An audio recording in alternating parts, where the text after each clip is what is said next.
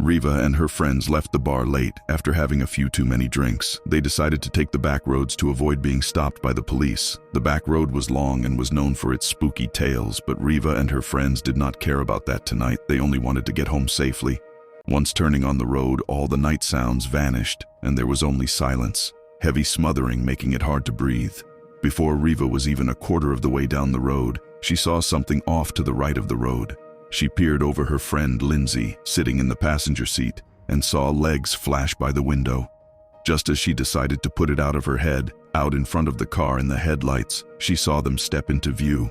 They were extremely long legs going up past the top of the windscreen. She leaned forward in her seat to try to see where they ended, thinking that the alcohol was really affecting her head. But there, far above the windscreen, sat the rest of a body that belonged on the long legs, a pale white bony face with sunken eyes that glowed a cold white and a mouth that had jagged teeth smiling down at her.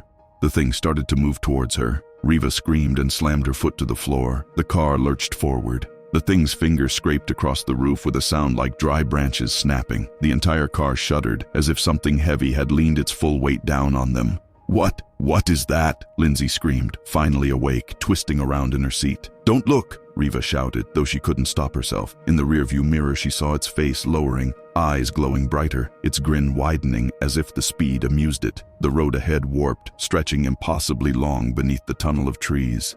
Then, silence broke. A deafening crack echoed behind them as the creature's grip slipped. The car shot forward, free. Riva didn't slow down. She didn't breathe.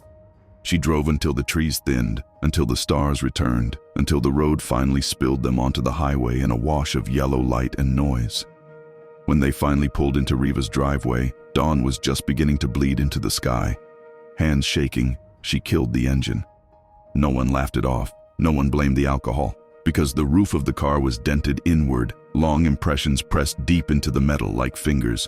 Weeks later, rumors started circulating again about the back road, about drivers who swore they'd seen something walking beside their cars, keeping pace no matter how fast they went. Riva never drove that way again, but sometimes late at night when she closes her eyes, she still sees those legs outside her window.